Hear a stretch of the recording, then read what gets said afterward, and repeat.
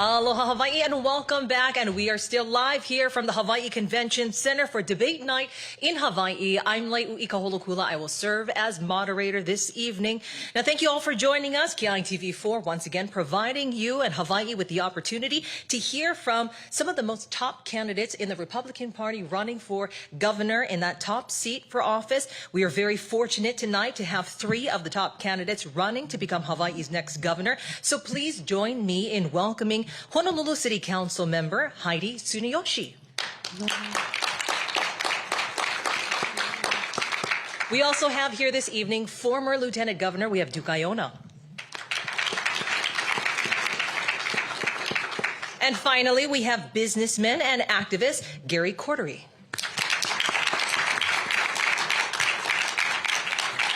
I do want to make a note that we did extend an invitation to candidate BJ Penn, but because of conflict issues and scheduling issues, he will not be joining us tonight. But before we get started, let me introduce to you once again my KITV4 colleagues who's going to be serving as the panelists for the questions tonight. We have Marissa Yamane, veteran broadcast reporter, journalist, and anchor. She recently joined KITV4 news team. She now anchors the 9 p.m. newscast on Hawaii's Kiku. Welcome, Marissa. Thank you. We also have KITV4's Tom George, served with us for the last several years. Tom has co-anchored the Good Morning Hawaii weekend newscast. He now joins Marissa on the anchor desk for our KITV4 Island News 9 p.m. newscast, also on Kiku. Welcome, Marissa and Tom. Thanks, everybody. Here is the format for this evening, similar to the same as the governor's debate for the Democratic Party and also for the lieutenant governor's debate. 90 seconds will be dedicated to the responses from our candidates. We will also be hearing from our constituents, from residents who we got to talk to on the streets. We'll also hear from our panelists tonight, this evening, and then we'll also dedicate 60 seconds for some closing statements. Candidates, are you ready? Ready. Yes. All right, wonderful. We're going to get started, and Heidi is going to lead us off with our responses this evening. Our first question comes from Marissa. Hi, thank you so much for being here tonight. And this first question has to do with drug testing. So police officers require drug testing for employment. Do you think people in political office should also be drug tested? And other state employees, even like teachers who deal with children, should they also be drug tested too? Thank you for that question. And having worked in the Department of Education and now currently serving in political office, I do think that it would be something to definitely consider. It is an option that should be available just to make sure that we're all operating in a healthy and safe manner. So I wouldn't definitely not be opposed to that. And think if the general public feels that that's something that should be put into play, we should put it out there and see what the responses are and be open to that if the general public feels that's necessary. Mahalo, Heidi, and 90 seconds dedicated to you, Duke. You know, it's a mandate, right? If you're going to mandate somebody to take a drug test, and you're going to mandate others, it boils down to, again, whether or not it's germane and it's relevant to the health and safety of not only that constituency, but also to the general public. Police officers are in a different, I guess you could say, in a little different profession than some others. But as far as drug testing, I'm open to anything that will help, you know, that department will help that that service. So, like Councilwoman Tsuneyoshi, I'm open to it. But the bottom line, again, is that necessary? Do we need to mandate that? And many will say yes, especially in education because of the concerns that we have and other services that we have throughout our community. Mahalo, Duke. And finally, Gary, your 90 seconds starts now. Thank you. You know, our justice system is based on you're innocent until proven guilty. I think that drug testing and the idea of drug testing is something that we wrestled with within our company over the years. Many people and insurance carriers asked and suggested that we would drug test to ensure that the employees they're in the right mind. I think for police and for fire, they're in the life-saving business. But for citizens, if there's an issue, our fellow servants in political office, I don't think drug testing is wise. I think if they've demonstrated the inability to maintain discretion, to function in society, then maybe drug test is something that should be applied on a case-by-case basis, not a general overall introduction of government into the lives of people. I'm against drug testing for our citizens. Mahalo, Gary. And this next round of answers will get started with Duke first. And this question comes from Tom. With the Supreme Court decision to overturn Roe v. Wade, some Republican-led states have been passing laws to restrict abortion. As you all know, Hawaii was the first state to legalize abortion, and currently those protections are still in place. So the question is, what are your personal thoughts on abortion? And if elected governor, would you try and change our state laws protecting abortion, or would you allow them to stay in place as they have been for the last 50 years? Well, first and foremost, let me just, for the record, note that I am a person that supports life from conception to death. That has not changed, and that will not change. Now, our laws in the state of Hawaii are not unchanged by this recent ruling, so nothing's changed. So I want to move forward and address what really matters in this state, which is, of course, cost of living, housing, education, and crime. That's what I'm focused on. Thank you. Mahalo, Duke. And Gary, your 90 seconds for that response. Thank you. You know, this issue, I really don't believe it's an issue of choice. I really believe it's an issue of life. What is life? The preciousness of life. When my grandson was born, he was 2.2 pounds. I held him in the palm of my hand. I realized life is so precious that we as a society would consider who has the right to give and take life. This is the real question that's upon us. There's other things that are possible. The government should enhance the possibility for adoption. No longer should it cost $30,000 for a woman, for a young couple to adopt a child. Abstinence should be taught in our schools.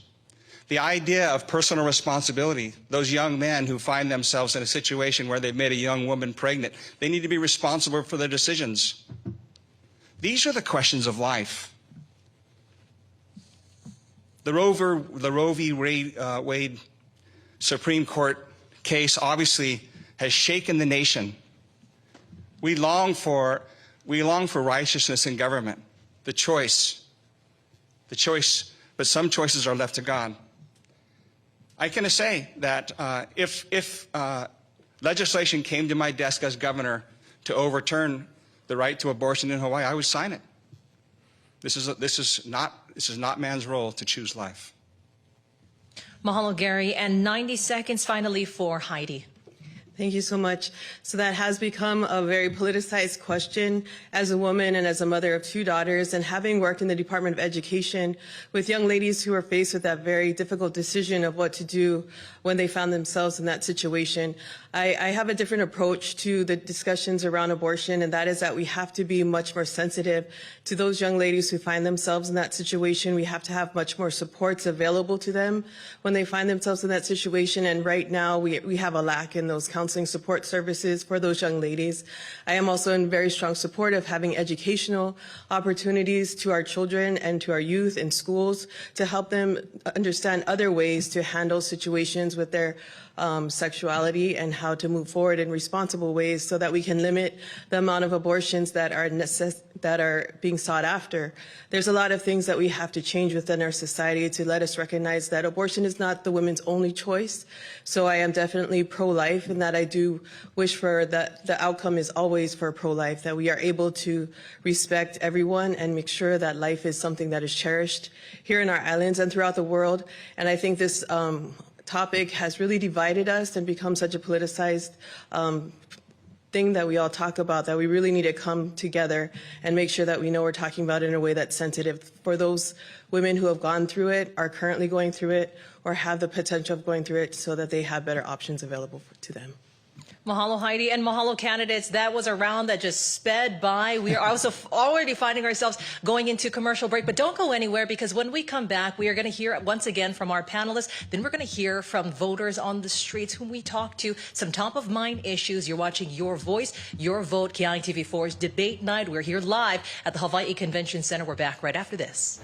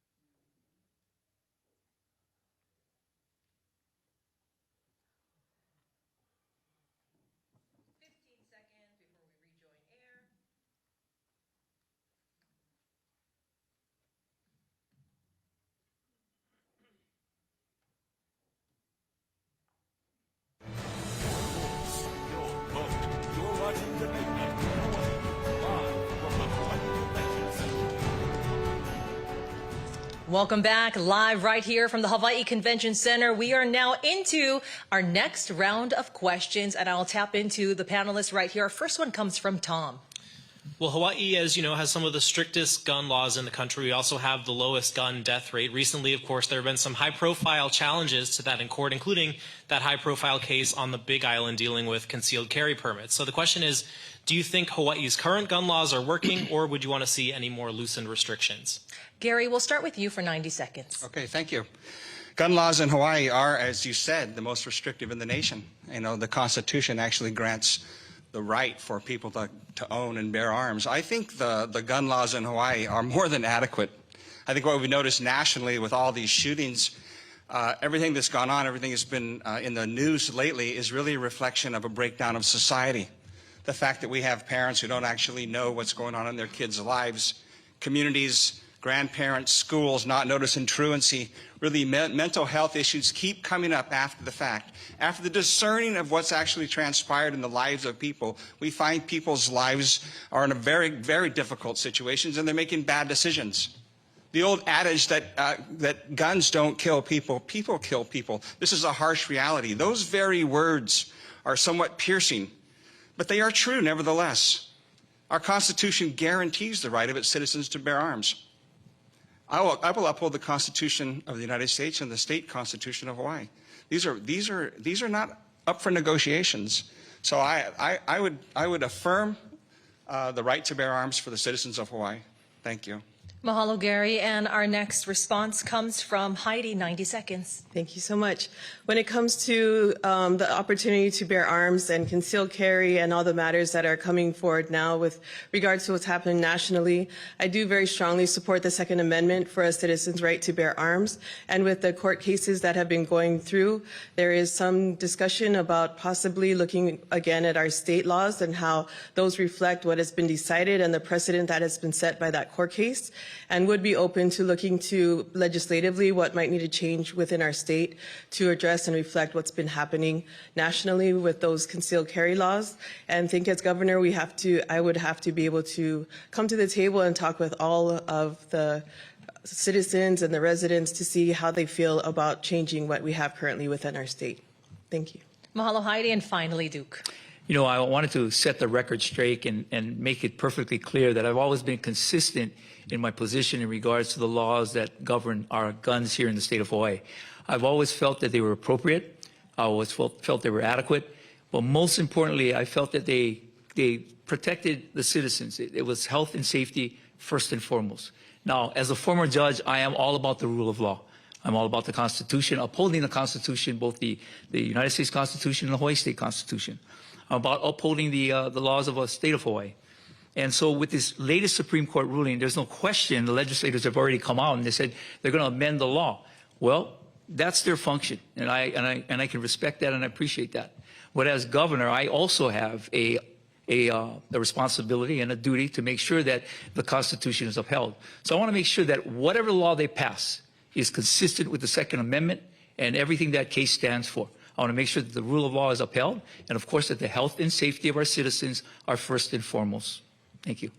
Mahalo, Duke. And mahalo, candidates. Mahalo to our panelists for those questions. We're going to give them a break really quickly because now we're going to hear from the voters. We did go out on the streets and we talked to some of the residents of Hawaii, some of the top of mind issues and concerns that they had for you to answer here tonight. This first question comes from Dorian from Makiki. Take a listen.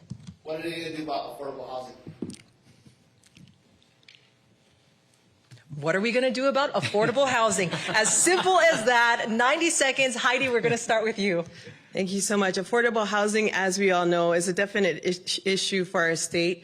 Many of our residents have already moved away. Family members of mine, my brother, my daughters who are 24 and 22, never think that they're actually going to be able to afford to own a home here in Hawaii.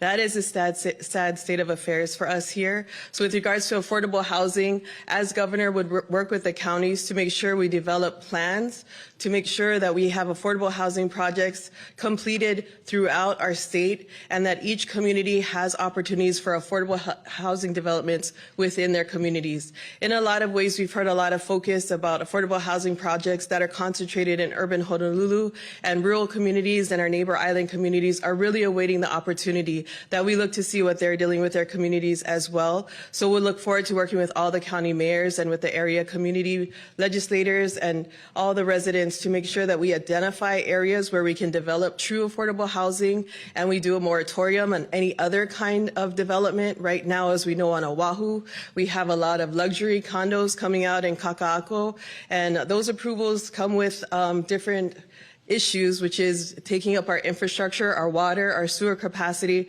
our electric capacity. All of these things living on an island home are finite. And we need to make sure that every single development moving from here on is affordable housing for our residents and is not anything but affordable housing for our residents. Thank you. Mahalo, Heidi. And then again, once again, coming from Dorian, what are you going to do about affordable housing, Duke? You know, I want to thank Dorian for that real precise question, affordable housing. It's an issue, Dorian, as we say, it's still around. For the last 12 years, we've been talking about that. In fact, I think we can go back even further. But it really is something that I wish that people wouldn't stand here and say, I got the answer. There's a magic mushroom for this thing. There's not. And secondly, I want to point out that it's not about affordable housing. It's just about housing. We have a tremendous lack of supply here in the state of Hawaii when it comes to housing. Nothing more, nothing less. And so we need to build that stock up. Now, how do we do that? Well, many have talked about it. And I think when you talk to the developers, when you talk to contractors, when you talk to everybody who's in the building industry, they'll note for you first and foremost that it's all about government regulations. It's about the permitting process. It's about the land use that we have. It's about entitlements. It's about contested case hearings. We have some projects right here in Honolulu that are being built right now that started over 20 years ago. And the one I point out is Coral Ridge.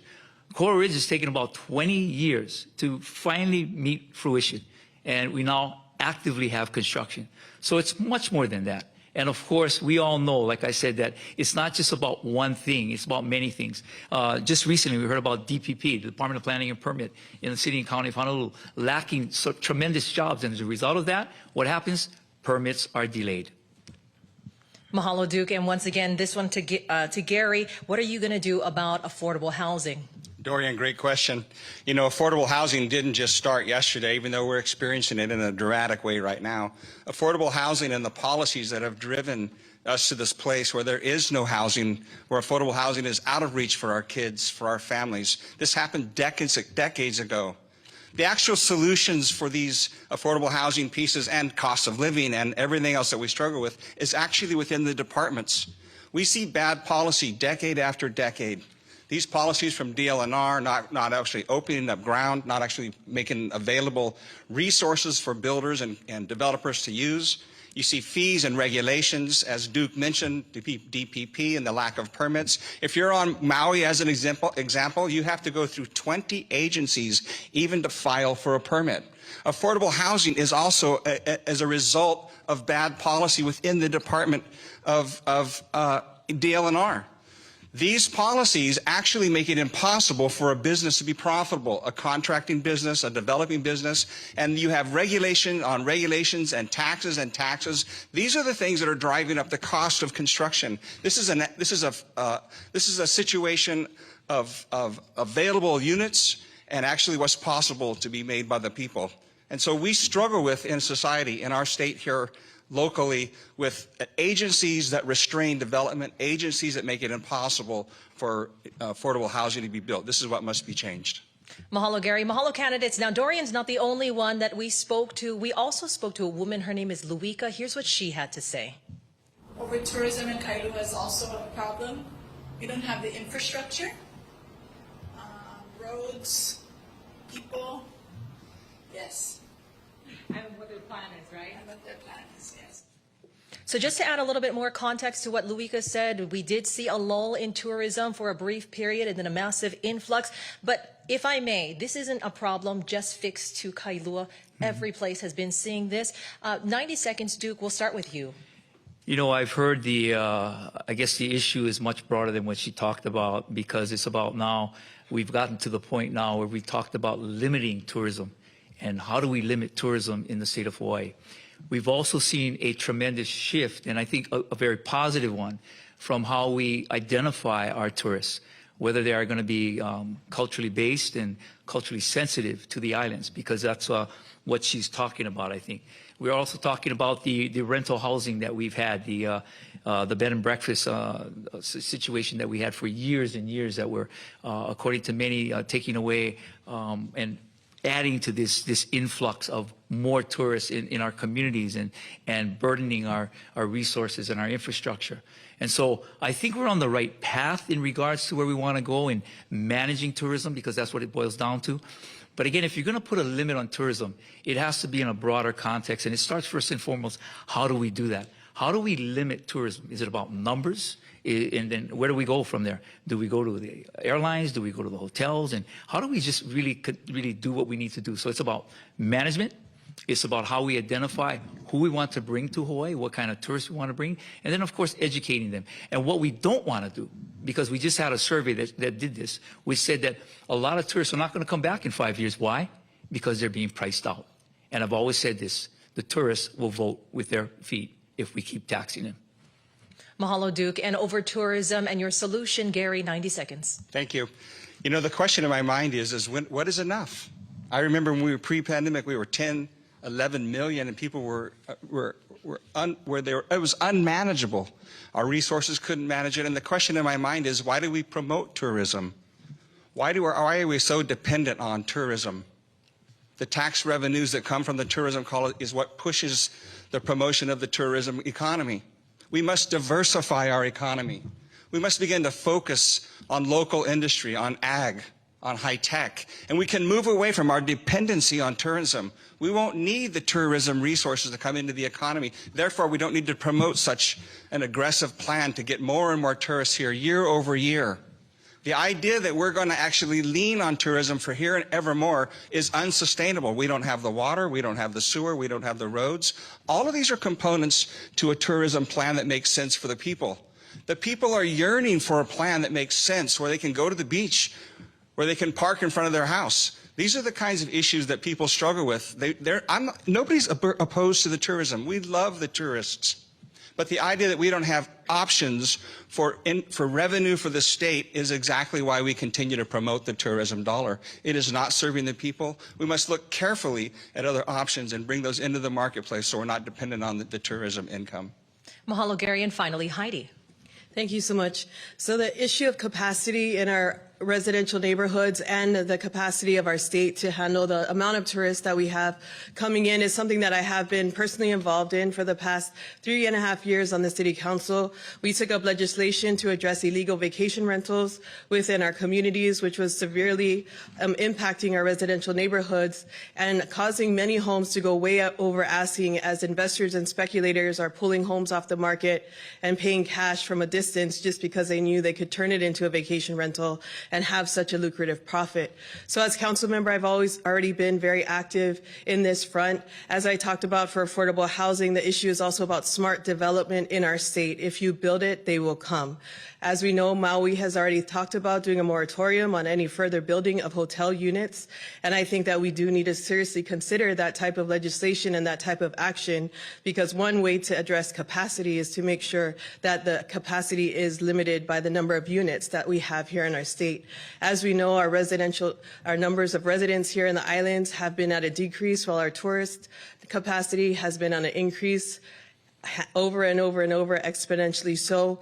This causes me concern not only for the capacity, but also for the impacts to our infrastructure. And in an emergency situation, how much food do we have available to us? How many medical supplies do we have available to us? How are we going to be able to take care of our residents if all of our resources are going to be needing to go to our visitors? We definitely need to talk about this issue. Thank you. And mahalo to our candidates. That wraps out this last round of questions. When we come back, you're going to hear candidate questions to each other. Don't go away. We're back right after this.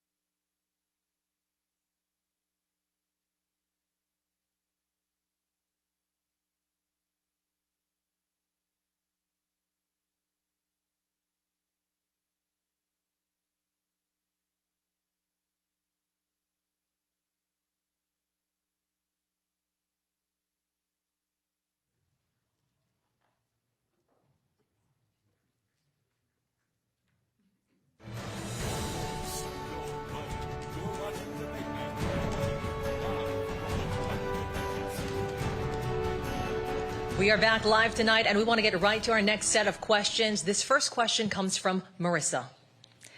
If you become governor, will the 30-meter telescope get built? And explain your reasons. Gary, we'll start with you for 90 seconds. Thank you, Marissa. The 30-meter telescope, will it get built? That's a great question. It's been haunting our state for some time now. I think to get the telescope actually built, what has to happen is there has to be an accounting. There has to be a reconciliation between the government, and the Hawaiian people. Many people actually view that mountain as sacred. The fact that our state actually broke promises with regard to how they would approach the project, that they would take down the 2 other telescopes and remove the mercury, that's a broken promise that caused problems. Then as they continue to proceed, the folks on the mountain, they actually exercise their civil rights to protest, only to have Governor Ige issue an executive order to have them arrested. This is where the ball is out of bounds. The disrespect of human beings, of the Hawaiian people on their own mountain by the state of Hawaii, for the sake of stakeholders across this globe to build this telescope. I believe that if the people would actually reconcile, if the state would actually account for its behavior, if they went back to where the ball went out of bounds, if the state would humble themselves and seek the forgiveness for the people for how they've managed the relationship, then I think the telescope has a possibility.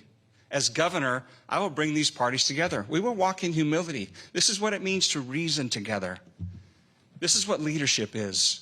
People's rights should not be violated. Will it be built? That's up to the people. Mahalo, Gary. Will TMT get built? Heidi, 90 seconds. Thank you so much. As governor, I definitely would take this issue back to square one. There's been so many issues, as we know, during the height of what was going on at Mauna Kea. There was so much going on that I personally went up to the site and to see, as the governor had declared it a state of emergency and had deployed our HPD and our National Guard to manage this state of emergency. I went up to the mountain and I saw no such thing. It was really people just standing in their space and asking for the proper management of the mountain. As governor, I will go back to that and ask for the proper management. Governor Ige, as we know, has now relieved the University of Hawaii as management for Mauna Kea. I think that is a step in the right direction. We definitely need to bring the beneficiaries back to the table to ask them what they see moving forward. As many things that happen in government, decisions are made in a vacuum where people are not provided with the public notice and involvement that they need to be able to come together at all. So as governor, the 30-meter telescope wouldn't be constructed at this time until proper management is put in play and appropriate public hearing is conducted. Mahalo, Heidi, and finally Duke. You know, this issue is a very emotional one. It touches a segment of the Hawaiian community very, very you know, in a raw way. And when I say a raw way, what I mean a very emotional way. It's also something that has been discussed and debated for quite some time. It's not something that just happened overnight. My position on this is first and foremost that what happened in the past has happened in the past. We can always second guess it and say, well, that would never have happened if I were governor. But the bottom line is this in regards to something as sensitive as that. First and foremost, the processes have to be completed. They have to be done properly. And when I say processes, I'm talking about the building process itself. So if the building process is completed, it's been done in the right way, then okay, that's one step. The second step is in regards to this new management council that we have right now for the Mauna. And of course, I think that it is a step in the right direction. Some have said no, some have said yes. Maybe it's something that has to play out, but I don't want it to play out too long. Obviously, I want to see if it's going to be a success right up front. And if it's not, then we'll do something differently. But if it is, and of course, we should have all of the stakeholders in this management council. And if they're all there together and they're all in agreement that what's going to happen on the Mauna is pono, then the TMT should be built. Mahalo, Duke. Heidi, you'll start off the next responses. And this question comes from Tom. Yeah, all three of you discussed needing to diversify our economy, and so far we've seen the legislature considering legalizing recreational marijuana. So far, those efforts have failed. So if elected, would you support legalizing recreational marijuana in our state? And if not, are there any other areas besides tourism that you want to see expanded? Heidi. Thank you so much for that question. With regards to diversifying our economy, that is something that is first and foremost on my agenda. As a council member, we saw what happened during the pandemic, and when tourism came to a screeching halt, there was a lot of incentives for jobs in agriculture and conservation. We had a lot of good opportunities, forward movement on programs like the Kupu program and different programs that came out to allow individuals and groups to have jobs in agriculture and conservation. And as governor, we'll really look to diversifying, especially in agriculture. As we know, we have food security issues. We do not have the development of food sources here in our island home to even take us past a few weeks if there is an emergency situation. So we'll definitely look to diversify our economy in that way. As far as legalizing marijuana, I think that's something we have to take some time and go to the voters to see how they feel about it, bring forward some piece of legislation and see where the general public feels about it. There is issues that we'd have to address moving forward as far as how to legalize it, what are the parameters for use, and how do we make sure that everyone is using in a safe way should that move forward. So we'll definitely see that as something needed for public discussion. Thank you. Mahalo, Heidi. And Duke, 90 seconds for you. Sure. Let me address that issue of recreational marijuana. I think I will echo what many of you are saying to yourselves, but you haven't said it out loudly. First and foremost, what is recreational marijuana? For those of you who don't know, I was a circuit court judge assigned to the criminal division for about 6 years. I was a prosecutor, and I've never heard that term, recreational marijuana. So I don't know what that means, and I mean that with all sincerity. I would love to know what recreational marijuana is, and so then maybe I can make a more intelligent decision as to whether or not it should be legalized or not legalized. Well, full legalization, not just medicinal, just for any. Is that recreational marijuana? For this purpose of this question. Okay, well, yes. Well, would you allow full legalization? Okay, my time's running on this on our back and forth here, but again, I don't know what it means, and I don't know if the legislators agree with what you just said. But I will tell you this: as the former drug court administrator of the first drug court program in the state of Hawaii, I can tell you right now that when it came to our clients, and we called them clients, that was the gateway drug.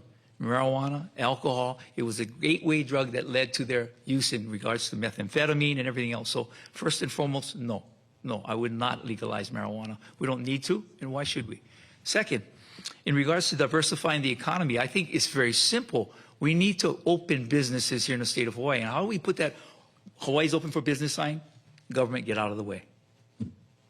Mahalo, Duke, and mahalo for being cognizant of the time. And Gary, I'm going to add 90 seconds for you. Okay, thank you, Tom. Great question.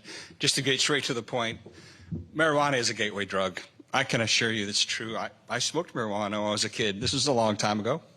But it is a gateway drug, so we might as well just be clear about it. Why do we keep pretending like this is not so?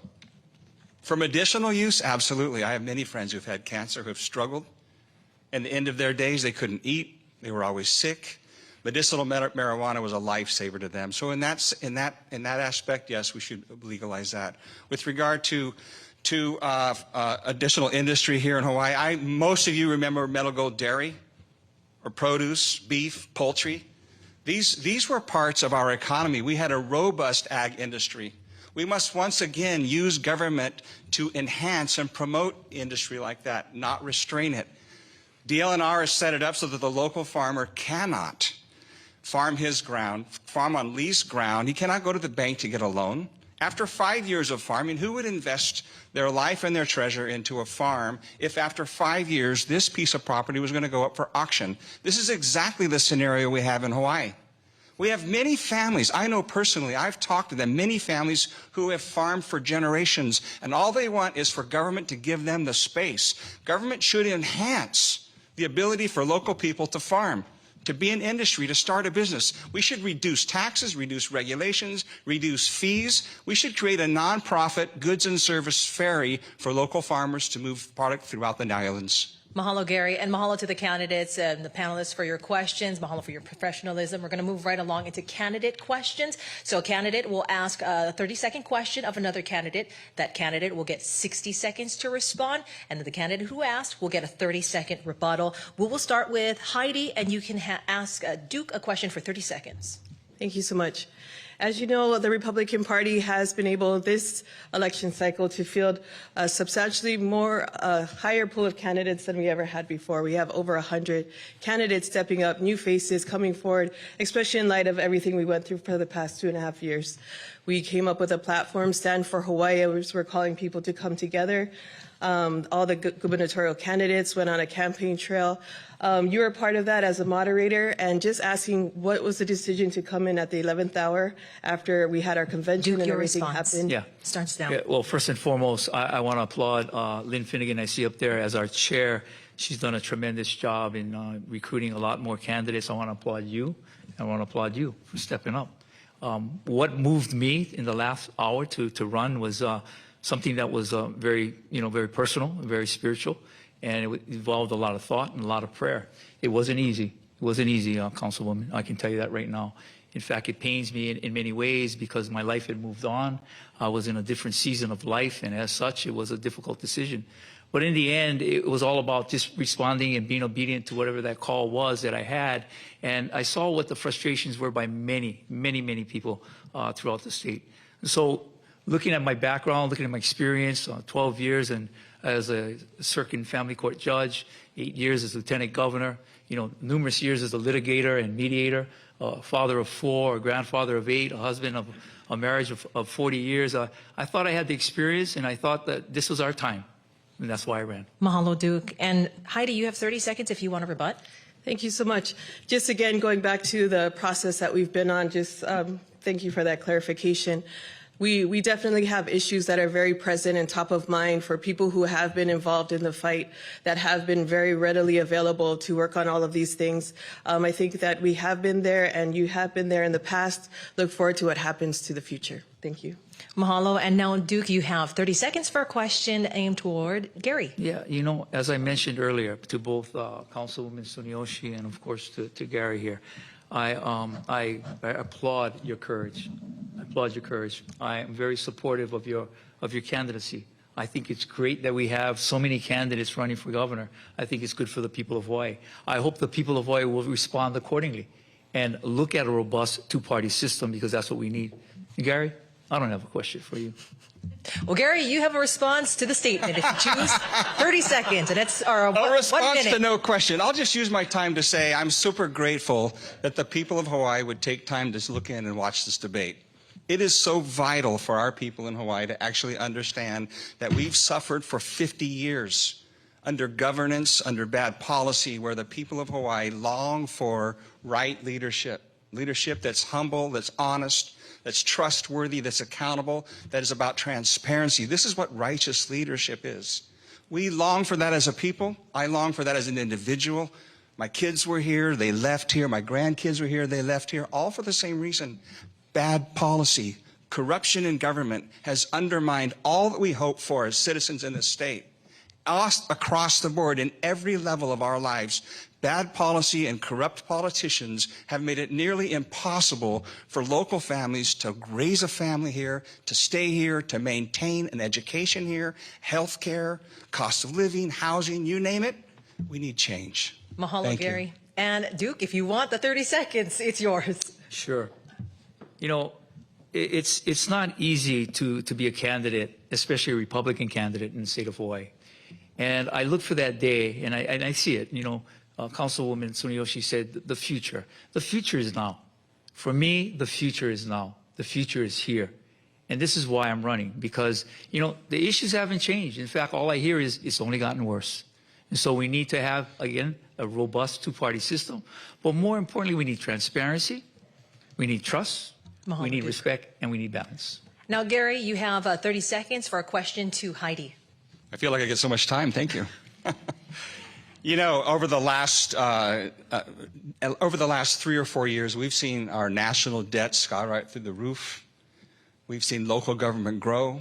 We've seen a shrinking population. We know that we've lived on COVID funds for the last 2 years. So therefore, we know that these COVID funds are going to be out of the system. We know we have an ever-expanding government and a shrinking population. I was wondering why you signed the council's budget for the state. 1 minute, Heidi. Starts now. So with regards to why I did vote yes to our council budget, we have three budgets. We have the operating budget, the capital budget, and the heart budget. The operating and the capital budget, we worked long and hard to make very clear which funds were federal, where everything came from, and we put an addendum to make sure everybody knew where exactly all the line item appropriations were. And I made sure that all of that was clarified in those bills before they went through. I did vote yes on the operating and capital after making those very significant changes to bring clarity to what the funding sources were, and as always voted no on the hard budgets, as I have concern about how that money has been spent for that project and how we're moving forward and how that's affecting our taxpayers and future taxpayers. Thank you. 30 seconds to rebut, Gary. Thank you, Heidi. I guess my question really is, in the season where we know we're going into difficult financial times, why as a city council would you actually approve a $220 million increase in the city-county budget and approve the hiring of 520 new full-time employees with pensions at the same time we know we have a shrinking tax base and we're running out of COVID money? For me, I just have a hard time understanding that. Mahalo, Gary, and mahalo to the candidates for asking your questions. We're going to take a quick break, and then we're going to ask another round of questions from our panelists. We're back right after this.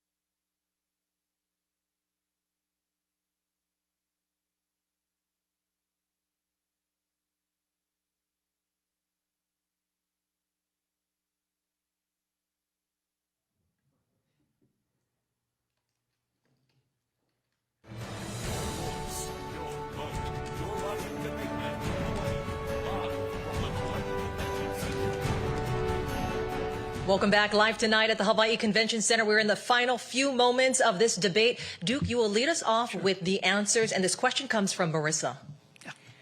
This question is from Michael Kitchens and Stolen Stuff Hawaii, and they came out against the bail reform bill. Right. They want to know how your administration would improve accountability for criminals in the criminal justice system. Really? You're asking a former judge, a former drug court judge, that question? Well, first and foremost, obviously, we will uphold the laws of the state of Hawaii and the Constitution of the United States and the state of Hawaii. That's plain and simple. I'll have an attorney general who will obviously be someone who will be, focused on that, and will make sure that everything is applied equally, everything will be applied justly, and everything will be applied objectively. And you know, in regards to this bill, I couldn't believe that it passed. I couldn't believe how it was passed. But I think what it does is it highlights the process that we're battling right now.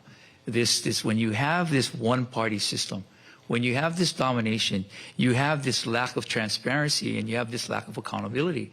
And that's exactly what happened. When that bill was passed and it was finally brought to everybody's attention as to what it was going to do, you saw everybody kind of crawled out of their holes and, you know, said, wait, I'm opposed to this. The person whose committee passed this bill came out and said, I'm opposed to it. How can that happen? How can that happen? But only in a system where you have this kind of political dominance. And that bill should have been vetoed from the very start. I don't know why Governor Iggy took so long, but that bill should have been DOA, dead on arrival. Mahalo, Duke. And now we turn to Gary, accountability within the justice system, 90 seconds. Thank you. I think the structural issues in law enforcement are because the governor nominates nearly every position in our state, which includes the attorney general, the sheriff, the judges left the Supreme Court, who in turn nominates the ethics commission. So when you think about the dynamics here, you have the fox watching the chicken coop. You have no accountability in government. This is why corruption is systemic in our state. This is why people won't actually stand and be clear about what's right and wrong. What we long for in a state is people who will actually call something what it really is. We long for truth. The truth is what people long for in this state. The bail bill that you mentioned, I couldn't believe it, as Duke said. It's a reflection of the culture that we have here in Hawaii. Nobody wants to ruffle anybody's feathers. This doesn't serve humanity. Some of my best friends will tell me the most difficult things because it's iron sharpening iron. The fact that we're unwilling to actually call something wrong that's wrong, we call something right, everything is upside down. I recently met with a young man who started a new business on Kapiolani. Their greatest concern in that neighborhood is smash and grab. Groups of young men, gangs, strategically moving through neighborhoods, breaking windows, snatching things, getting into the car, and off they go. And we're actually considering, as a society, no bail for these kinds of crimes. The Attorney General and these other positions that I mentioned must be elected by the people. That is the solution. Mahalo, Gary. And finally, Heidi. Thank you so much. First, I'd like to thank Michael Kitchens and Stolen Stuff Hawaii and all those who have been standing in the gap for our small businesses and property owners who have been affected by property crimes. As we know, for the recent bail reform bill, the major tenet of that bill was that property crimes and nonviolent crimes would have no bail consequence to those who are brought in. I, as a council member, have served as a chair of public safety, and I've worked with our Honolulu Police Department and learned how it has really affected the morale of our Honolulu Police Department to see they go through all that work to find the perpetrator, bring them in, and they're let out within hours. We really do need judicial reform here in our state, and as governor, we'll work with our judiciary to make sure that we improve what's happening when HPD does their good work, when our law enforcement does their good work of addressing property crimes in our society. When the bail reform bill went through, we had an individual come from California, from San Francisco specifically, and said, we took measures like this. We did the bail reform that you're trying to do here now, and it has severely impacted our small businesses. It has severely impacted our residents.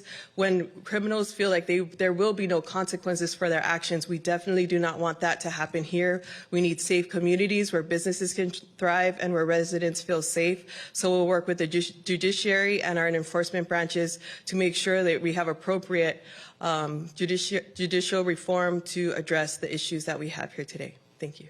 Mahalo, Heidi. Mahalo to our candidates this evening. We've reserved some final few minutes for each of you. So now we've dedicated 1 minute for some final closing statements. And Gary, we're going to start with you for 1 minute. Thank you, and fantastic job moderating tonight. People asked me why I was going to run. I thought for a moment what that means. And I thought about those who signed the Declaration of Independence, the fact that people would have liberty, that people wouldn't live under the tyranny of man nor government. We long for, as a society, for liberty. For without the tools of liberty and freedom, you cannot address all of this platitudes of problems that we're struggling with. They all require citizens that believe their government will do what's right on their behalf. This is why I'm running. That we would have a culture of righteousness in government rather than a culture of corruption. For too long have our citizens suffered because of the stakeholders paralyzing politicians from being able to enact policies that serve the people. This shouldn't be this way. The people should be allowed to come back into life, to live in abundance, and not worry about government seizing everything that they have, all their finances. So, Mahalo, Gary. thank you. And Thank you very final much. statements, 1 minute for Heidi. Thank you so much. Deciding to run for governor was a very daunting decision for me. Took a lot of time to decide what to do. As council member, I could have run for re-election, but after seeing what government was doing from the inside out, especially after the 2.5 to 3 years, being a mother of 2 adult children, 24 and 22, I decided that there could be no time to waste to make change from the top down in our state. Over and over, we talk about issues that we've had for decades: cost of housing, lack of affordable housing, cost of living, no agriculture, food insecurity, so many things that we've talked about for so very long. I've also worked in mental health services. I've worked in homeless and transitional shelters. I've worked in our women's correctional facility. I've worked at the Department of Education as a behavioral health specialist. So I've been there working with the people. As a council member, I've been there to be your voice. I've been the lone voice on many occasions, standing up for the people of this great county, of the Honolulu City County of Honolulu, and I'm looking forward to being a voice for the people of the state of Hawaii. Mahalo. Mahalo, Heidi. And finally, Duke. Mahalo KITV for giving us this opportunity. Whether it's as a former lieutenant governor or it's as Judge Iona, I've heard many people come up to me and say, you know, we got the same issues. We got inflation, we got cost of living, we have education, we have homelessness, we have housing problems, we have all of these. And, you know, all I say is, but it doesn't have to be this way. We can do better. And there's 2 important elements to that. And you might look at it and say, well, it doesn't sound like much, but it really is. Because there's no one who can tell you that there's a magic bullet to any of these issues that have been standing in our way for the last 12 years. And if they are, then why haven't they done something about it? The 3 candidates on the Democrat side have been here for how many years, and they haven't done anything about it. But it's going to take principled leadership. It's going to take us bridging this gap between a 2-party system that will hold the majority party accountable and make it more transparent. I'm Duke Iona, and I humbly ask for your vote. Thank you. Mahalo, Duke. And that wraps up debate night in Hawaii. Mahalo to our candidates here on stage with me right now, and to the candidates that previously showed up for the debate. Mahalo to our panelists, to KITV4, to our production crew, to our viewers at home, and to our viewers here in the theater. We hope that this has helped you make an informed decision as we lead closer and closer into the election. Just a reminder, ballots, mail ballots, get sent into the mail in just about 2 weeks. We leave you now here tonight live at the Hawaii Convention Center with KITV4 Island News at 10 with KITV4's Rick Kwan. Good evening, everyone.